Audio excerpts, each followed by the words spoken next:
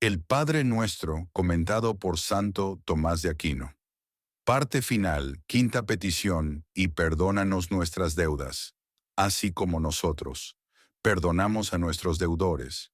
Hay algunos de gran sabiduría y fortaleza, y por confiar demasiado en su capacidad, no efectúan sabiamente sus obras, ni llevan a su término lo que pretenden.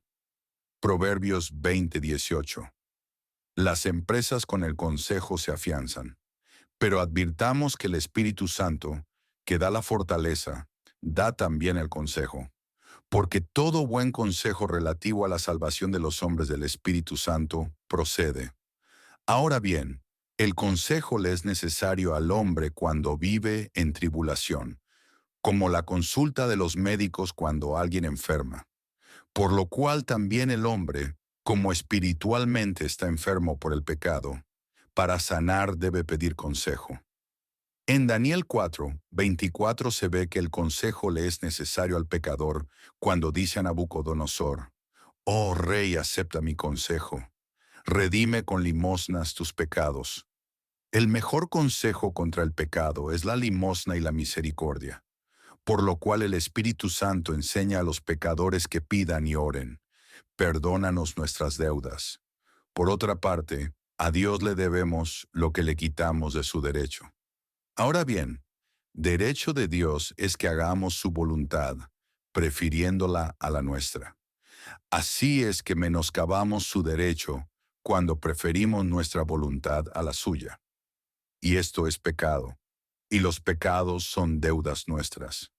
Por lo mismo el consejo del Espíritu Santo es que le pidamos a Dios el perdón de nuestros pecados, por lo cual decimos: «Perdónanos nuestras deudas». En estas palabras podemos considerar tres cosas. Primeramente, el porqué de esta petición. En segundo lugar, cuándo se cumple. En tercer lugar, qué se necesita de nuestra parte para que se cumpla. En cuanto a lo primero, debemos saber que de esta petición podemos colegir dos cosas que les son necesarias a los hombres en esta vida. Es que el hombre se mantenga siempre en temor y humildad. En efecto, ha habido algunos tan presuntuosos que enseñaron que el hombre puede vivir en este mundo de tal manera que por sí mismo le es posible evitar el pecado. Pero esto a nadie le ha sido dado sino solo a Cristo, que poseyó el Espíritu sin medida, y a la Santísima Virgen, que fue la llena de gracia, concebida inmaculada sin pecado original, en la que no hubo ningún pecado. Como dice San Agustín: «De ella, o sea de la Virgen, no quiero hacer ninguna mención cuando se trata del pecado». Pero a ninguno de los otros santos se le concedió el no incurrir al menos en algún pecado venial. Primera carta del apóstol San Juan 1:8. Si decimos que no tenemos pecado, nos engañamos nosotros mismos y no hay verdad en nosotros. Esto mismo se demuestra por esta petición. En efecto, es evidente que a todos, aun a los mismos santos, les conviene decir estas palabras del Padre Nuestro: «Perdónanos nuestras deudas». Así es que todos reconocen y confiesan que son pecadores y deudores. Por lo tanto, como eres pecador, debes temer y humillarte. La otra enseñanza es que vivamos siempre en la esperanza, porque aun cuando somos pecadores no debemos desesperar, no sea que la desesperación nos lleve a mayores y diversos pecados, como dice el apóstol en Efesios 4:19, los cuales desesperados se entregaron a la disolución, en la práctica de toda especie de impureza.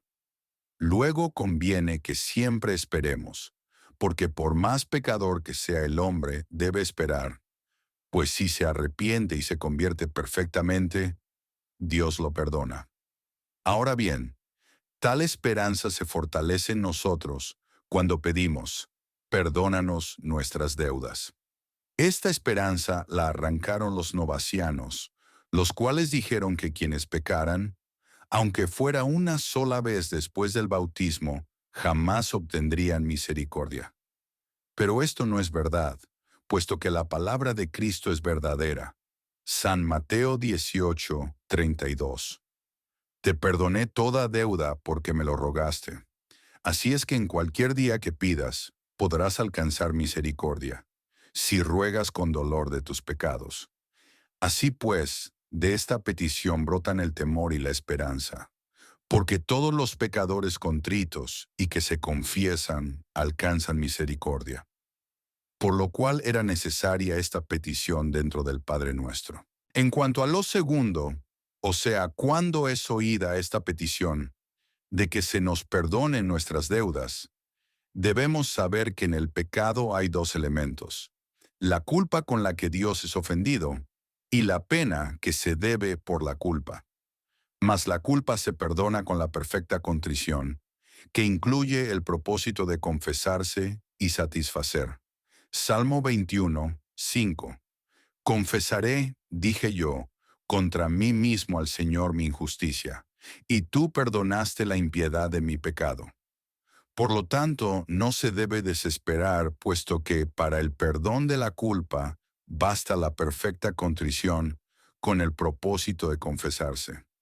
Pero como nadie puede estar seguro de que su contrición sea perfecta, como enseña el mismo Santo Tomás, por eso no se puede comulgar sino después de haberse confesado debidamente. Pero quizá alguno diga, puesto que el pecado se perdona por la perfecta contrición, ¿para qué es necesario el sacerdote? A lo cual debemos decir que por la perfecta contrición Dios perdona la culpa, y la pena eterna se conmuta en pena temporal. Así es que queda obligado a la pena temporal. Por lo cual, si muriese sin confesión, no por desprecio de ella, sino por falta de tiempo, iría al purgatorio. Esto conviene insistir en el caso de que la contrición hubiese sido perfecta, o sea, por puro amor a Dios, no por el interés del cielo ni por el temor al infierno, pues la sola atrición o contrición imperfecta sin la confesión, aunque ésta se desee, no perdona los pecados mortales. Así es que cuando te confieses, el sacerdote te absuelve de esta pena por el poder de las llaves al que te has sometido al confesarte.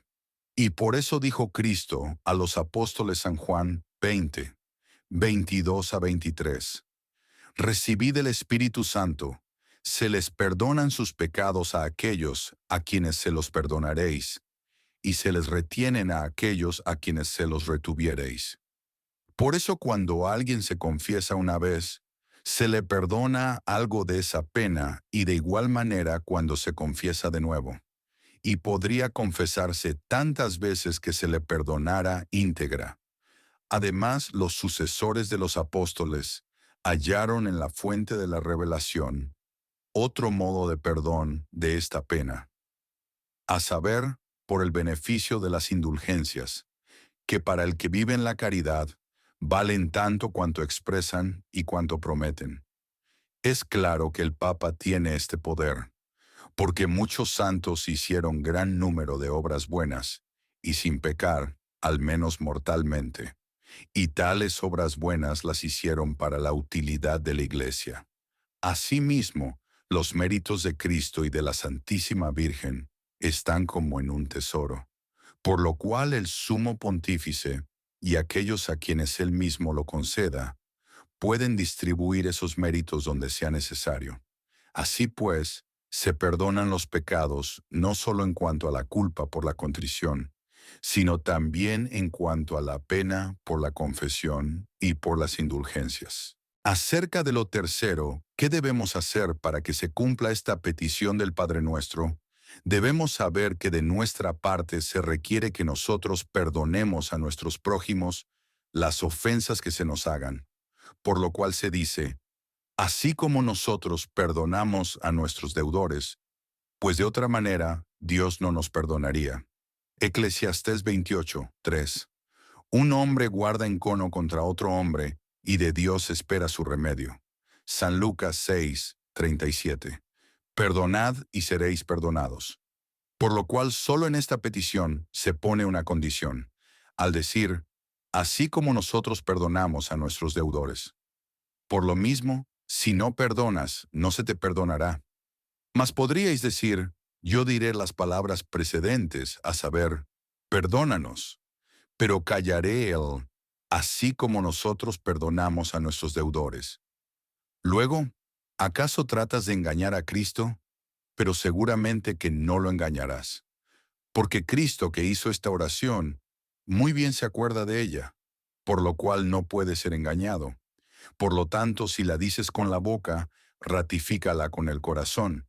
Pero preguntémonos si el que no se propone perdonar a su prójimo deba decir, así como nosotros perdonamos a nuestros deudores. Parece que no, porque mentiría. Debemos responder que no miente porque no ora en su nombre, sino en nombre de la Iglesia, la cual no es engañada. Por eso esta petición se expresa en plural. Pero es de saber que de dos modos se perdona. Uno es de los perfectos, o sea, que el ofendido busca al ofensor. Salmo 33, 15. Busca la paz. El otro es común a todos, al que todos están obligados. O sea, que se le conceda el perdón al que lo pida. Eclesiastés 28, 2. Perdona a tu prójimo que te agravia, y cuando lo pidas te serán perdonados tus pecados. De esto se sigue otra bienaventuranza. Bienaventurados los misericordiosos. En efecto, la misericordia nos hace compadecernos de nuestro prójimo. Sexta petición. Y no nos dejes caer en tentación. Algunos, aunque pecaron, desean sin embargo obtener el perdón de sus pecados, y en consecuencia se confiesan y hacen penitencia, y sin embargo no ponen todo el cuidado que deberían para no caer de nuevo en sus pecados. No es conveniente que por una parte llore uno sus pecados y se arrepienta, y por otra, pecando, repita lo que llorará. Y por esto dice Isaías 1:16, Lavaos, limpiaos, quitad de delante de mí, vista la perversidad de vuestros pensamientos, dejad de hacer el mal. Y por lo mismo, como ya se dijo, Cristo nos enseñó en la petición precedente a pedir el perdón de nuestros pecados, y en esta nos enseña a pedir que podamos evitar los pecados, de modo que no seamos inducidos a la tentación por la que caemos en el pecado, con estas palabras, y no nos dejes caer en tentación. Acerca de esto examínense tres cosas. Primeramente, ¿qué es la tentación? En segundo lugar, ¿cómo y por quién es tentado el hombre? En tercer lugar, ¿cómo se libra de la tentación? En cuanto a lo primero, debemos saber que tentar no es sino sujetar a experimento o poner a prueba. Así es que tentar a un hombre es probar su virtud. Se sujeta a experimento o se pone a prueba la virtud de un hombre de dos maneras, por cuanto dos cosas exige la virtud del hombre. Una consiste en que el bien que se ha de hacer se ejecute de manera excelente, la otra en que se guarde uno del mal. Salmo 33, 15. Apartate del mal y obra el bien. Por lo tanto, la virtud del hombre se pone a prueba ora en cuanto a que obre excelentemente, ora en cuanto a que se aleje del mal. En cuanto a lo primero se pone a prueba el hombre, para saber si es pronto en el bien, obrar por ejemplo, para ayunar o algo semejante. En efecto, grande es tu virtud si se te halla pronto para hacer el bien. Y de este modo Dios prueba a veces al hombre. No es que se le oculte la virtud del hombre, sino para que todos la conozcan y se les dé a todos un ejemplo. Así tentó Dios a Abraham, Génesis 22, y a Job. Y por eso Dios envía a menudo tribulaciones a los justos, para que si pacientemente las soportan, se manifieste su virtud y en ella progresen. Deuteronomio 13:3. El Señor vuestro Dios os tienta para que se haga patente si lo amáis o no. Así es que de esta manera tienta Dios al hombre, excitándolo al bien. En cuanto a lo segundo, se pone a prueba la virtud del hombre, induciéndolo al mal. Y si él resiste en verdad y no consiente, entonces es grande su virtud. Mas si el hombre sucumbe a la tentación, entonces no existe tal virtud. Mas de este modo nadie es tentado por Dios, porque como dice Santiago 1:13, Dios no tienta a nadie para el mal. El hombre es tentado por su propia carne, por el diablo y por el mundo. Por la carne de dos modos.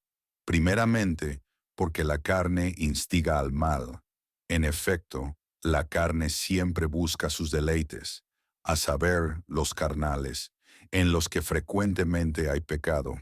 Y quien se detiene en las delectaciones carnales, descuida lo espiritual. Santiago 1:14. Cada uno es tentado por su propia concupiscencia. En segundo lugar, la carne nos tienta apartándonos del bien, porque el espíritu, en cuanto está de su parte, siempre se deleita en los bienes espirituales, pero endureciendo al espíritu la carne lo entorpece. Sabiduría 9:15. El cuerpo corruptible entorpece al alma. Romanos 7:22. Me complazco en la ley de Dios según el hombre interior.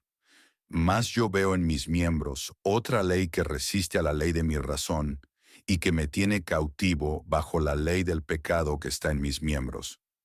Y esta tentación, a saber, la de la carne, es muy fuerte, porque nuestro enemigo, o sea la carne, nos está íntimamente unida.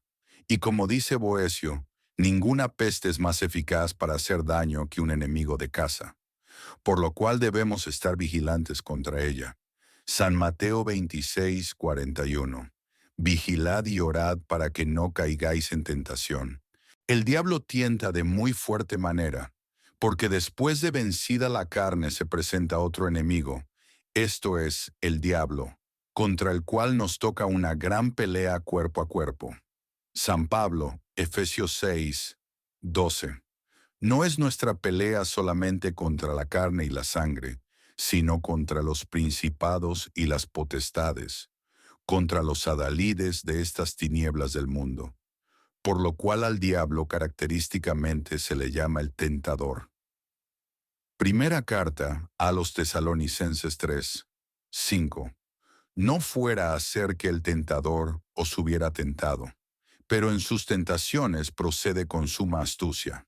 En efecto, tal como un hábil general que asedia una fortaleza, considera los puntos débiles de aquel a quien quiere atacar, y lo tienta por la parte en que el hombre es más débil. Y por eso lo tienta en aquellos vicios a los que, vencida ya la carne, más inclinados están los hombres, como son la ira, la soberbia y otros vicios espirituales. Primera carta del apóstol San Pedro 5:8. Vuestro adversario el diablo, como león rugiente, anda rondando buscando a quien devorar. Cuando tienta, el diablo hace dos cosas, porque de inmediato no le propone al que tienta un mal manifiesto, sino algo que tenga apariencia de bien, para al menos de esa manera al principio mismo apartarlo un poco de su principal propósito, pues luego más fácilmente lo inducirá a pecar, por poco que lo haya apartado. San Pablo en segunda carta a los Corintios 11:14. El mismo Satanás se transforma en ángel de luz. Después de haber llevado al hombre a pecar, lo sujeta de tal manera que no le permite levantarse del pecado. Job 40:12. Los nervios de sus testículos son entrelazados. Así es que el demonio hace dos cosas, porque engaña, y al engañado lo retiene en el pecado. También el mundo tienta de dos maneras. Primeramente, por el demasiado e inmoderado afán de las cosas temporales. Dice el apóstol en la primera carta a Timoteo 6:10. Una raíz de todos los males es el amor del dinero. En segundo lugar, amedrentándonos por medio de los perseguidores y tiranos. Job 37:19. En cuanto a nosotros estamos envueltos en tinieblas. Segunda carta a Timoteo 3:12. Todos los que quieran vivir piadosamente en Cristo Jesús padecerán persecución. San Mateo 10:28. No temáis a los que matan el cuerpo, De esta manera, pues, es claro qué es la tentación, y cómo es tentado el hombre y por quién. Veamos ahora cómo es liberado el hombre. Acerca de esto debemos saber que Cristo nos enseña a pedir no que no seamos tentados, sino que no caigamos en la tentación. Porque si el hombre vence la tentación, merece la corona. Por lo cual dice Santiago 1:2. Considerad como un gran gozo, hermanos, el encontrarse en medio de toda clase de pruebas. Eclesiastés 2:1. Hijo, en entrando al servicio de Dios, prepara tu alma para la tentación. También Santiago 1:12. Bienaventurado el hombre que soporta la tentación. Después que fuere probado, recibirá la corona de la vida. Y por eso enseña a pedir que no caigamos en la tentación por consentimiento. Primera carta a los Corintios 10:13. No sufriréis tentación que exceda a lo humano, porque el ser tentado es propio del hombre, pero el consentir es diabólico. Pero ¿acaso Dios induce al mal? Pues se le dice, no nos induzcas en tentación. Respondo que se dice que Dios induce al mal permitiéndolo. Esto es, por cuanto por los muchos pecados le sustrae su gracia al hombre, y quitada ésta cae el hombre en pecado, por lo cual cantamos en el Salmo 79. Cuando me faltaren las fuerzas, no me abandones, Señor.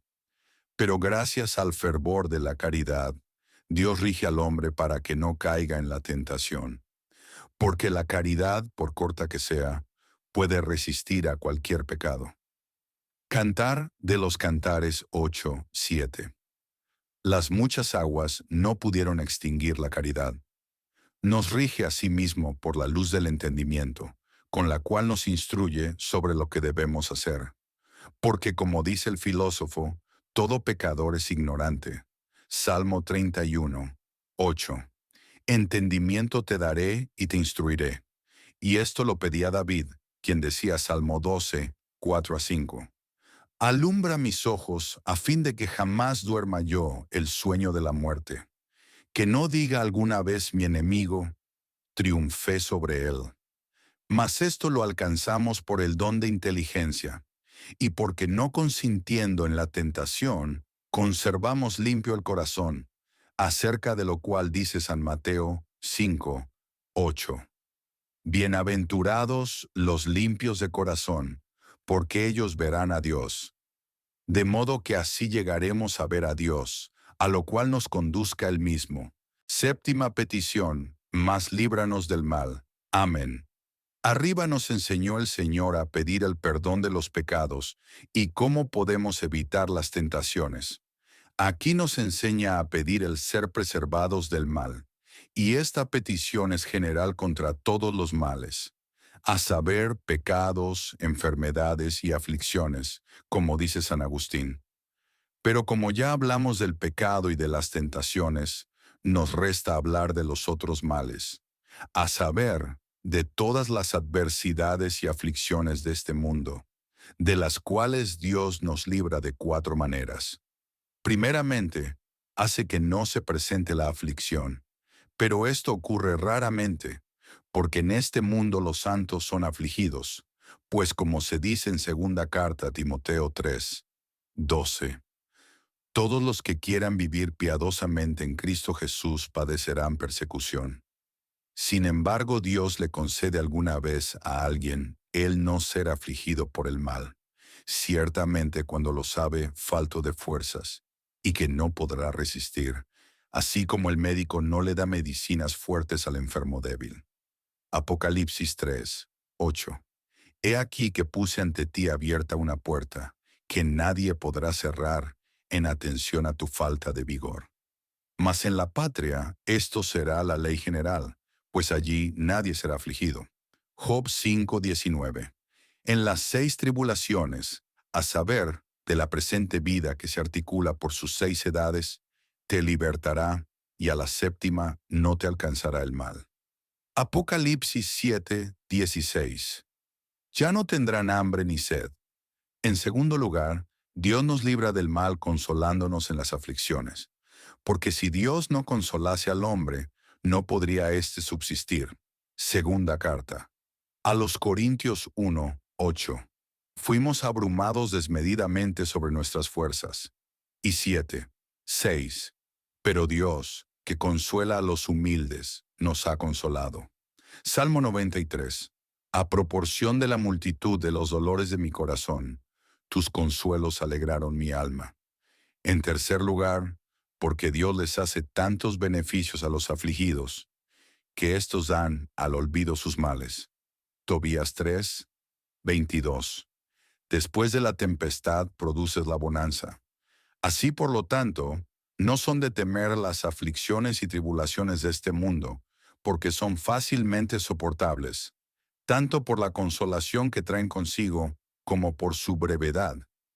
Dice el apóstol en 2 de Corintios 4:17. Lo que al presente son nuestras breves y ligeras aflicciones, nos producen, sobre toda medida, un ponderoso caudal de gloria eterna, porque por ellas llegamos a la vida eterna. En cuarto lugar, porque la tentación y la tribulación conviértanse en bien, por lo cual no se dice líbranos de la tribulación, sino del mal, porque las tribulaciones son para corona de los santos, y por eso se glorían de las tribulaciones. Dice San Pablo, Romanos 5:3. No solo sino que nos gloriamos en las tribulaciones, sabiendo que la tribulación engendra la paciencia. Tobías 3:13. En el tiempo de la tribulación perdonas los pecados. Así es que Dios libera al hombre del mal y de las tribulaciones, convirtiéndolos en bien, lo cual es señal de una sabiduría consumada, pues pertenece al sabio ordenar el mal al bien, y esto lo hace él mediante la paciencia que se tenga en las tribulaciones.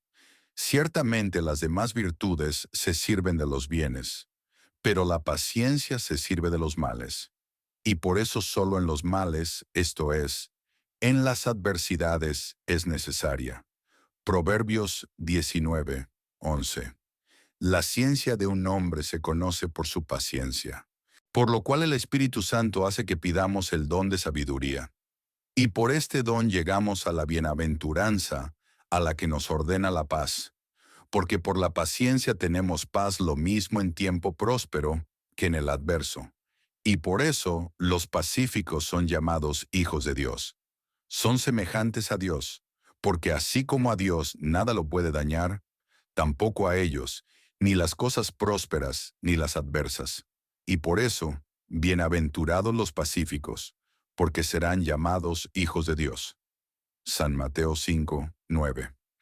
La palabra amén es la reafirmación general de todas las peticiones, explicación abreviada de todo el Padre Nuestro.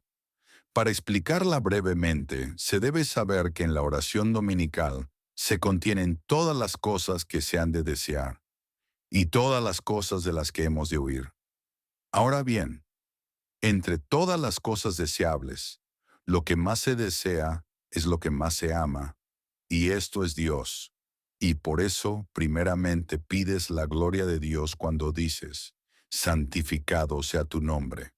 Y de Dios son de esperar tres cosas para ti mismo. La primera es que alcances la vida eterna, y esto lo pides cuando dices, venga a nos tu reino. La segunda es que cumplas la voluntad de Dios y su justicia, y esto lo pides cuando dices, hágase tu voluntad así en la tierra como en el cielo. La tercera es que tengas las cosas necesarias para la vida, y esto lo pides cuando dices, el pan nuestro de cada día dánosle hoy. Y de estas tres cosas habla el Señor en San Mateo 6:33.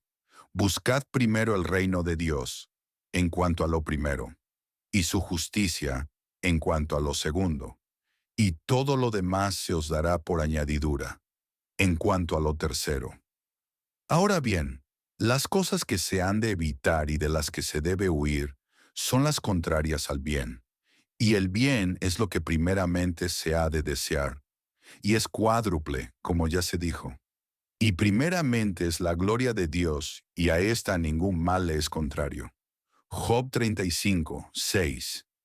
Si pecas, ¿en qué lo dañarás? Si obrares bien, ¿qué es lo que le das? En efecto, la gloria de Dios resulta tanto del mal en cuanto castigo, como del bien en cuanto remunera. El segundo bien es la vida eterna, y a ella se opone el pecado porque ella se pierde por el pecado. Y por eso, para rechazarlo decimos, perdónanos nuestras deudas, así como nosotros perdonamos a nuestros deudores. El tercer bien es la justicia y las buenas obras, y a éste se oponen las tentaciones, porque las tentaciones nos impiden cumplir el bien, y para apartarlas pedimos, y no nos dejes caer en tentación.